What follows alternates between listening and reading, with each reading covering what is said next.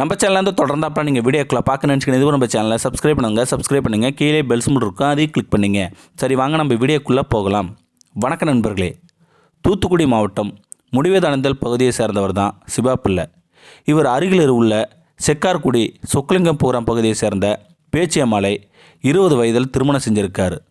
திருமணம் முடிந்த 15 நாளில் சிவா பிள்ளை இறந்தும் போயிட்டார்.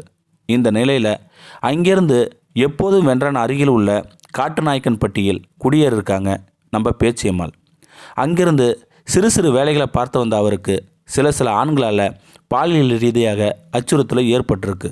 அது மட்டும் இல்லைங்க, அந்த பெண்ணு தன்னுடைய குழந்தைக்காக தகப்பன் இல்லை என்ற கவலை இருக்கக்கூடாதுன்னு பேச்சியம்மாள் என்ற தாய் ஆணாக மாற முத்துவாக மாறி தொடங்கியிருக்காங்க.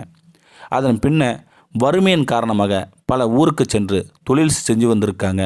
முத்து தன்னை பெண்ணாகவே காட்டிக்கொள்ளாமல் ஆணாகவே வலம் வந்திருக்காரு. வெளியூரில் கூட அண்ணாச்சி என்ற பெயர் பெற்று வாழ்ந்து வந்திருக்காரு.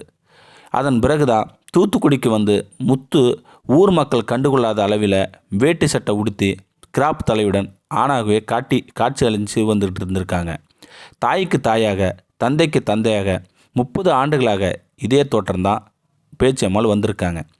டீ கடை முதல் பரோட்டா கடை வர வேலை பார்த்து வந்ததால் மாஸ்டர் என்றே அடையாளம் காணப்பட்ட முத்து மாஸ்டர் பேச்சியம்மாள் என்ற அவர் இப்படியே வாழ்ந்து வந்துட்டுருக்காங்க.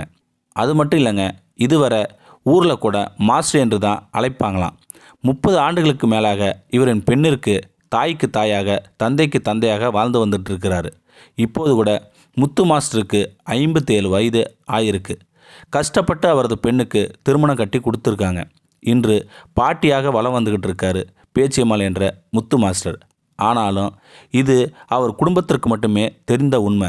அவர் தாத்தா இது பற்றி முத்து மாஸ்டரிடம் கேட்கையில் அவர் கூறியது, மகளுக்கு திருமணம் முடித்து கொடுக்க வேண்டும் என 100 நாள் வேலை, பெயிண்ட் அடிப்பது போன்ற வேலைகளை செஞ்சு வந்துக்கிட்டு இருக்காங்க. எனது திருமண வாழ்க்கை 15 நாட்களே முடிந்தாலும் மகள் என்ற உறவுக்காகவும் தனது சுயமரியாதைக்காகவும் தோற்றத்தையே மாட்டிக்கிட்டு இருக்காங்க. இதில் எனக்கு இன்று வர எந்த வருத்தமுமே இல்லை.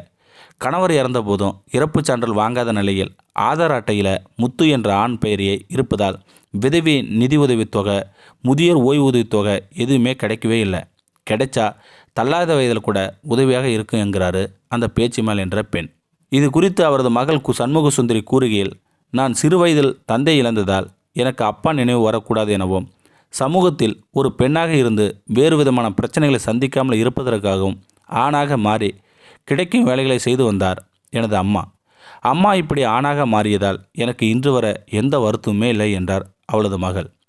தொடர்ந்து பேசிய அவர் தனது தாய்க்கு முதியோர் ஓய்வூதிய தொகை வாங்கி கொடுத்தால் மகிழ்ச்சியாக இருக்கும் என கூறினார். இந்த நிலையில் பேச்சியம்மாள் கோரிக்கை குறித்து சம்பந்தப்பட்ட அரசு அதிகாரிகள் கனிவுடன் பரிசீலித்து நிறைவேற்ற வேண்டும் என்பதே அனைவரின் எதிர்பார்ப்பாக இருக்குது. தன்னோட பெண்ணுக்காக ஒரு தாய் செய்த செயலை பார்த்து நமக்கே கண் கலங்குது இல்லைங்களா? ஒரு சமூகத்தில் ஒரு பெண் எப்படி வாழ்ந்திருக்காங்க அப்படிங்கிறது தான் இது ஒரு முன் உதாரணமாக இருக்குது. இந்த வீடியோ பற்றி கருத்தை கீழே இருக்கிற கமெண்ட் செக்ஷனில் சொல்லுங்கள். அப்படியே நம்முடைய சேனலை சப்ஸ்கிரைப் பண்ணுங்க. கீழே பெல் சிம்பிள் இருக்கும், அதையும் கிளிக் பண்ணுங்கள். தேங்க்யூ ஃபார் வாட்சிங்.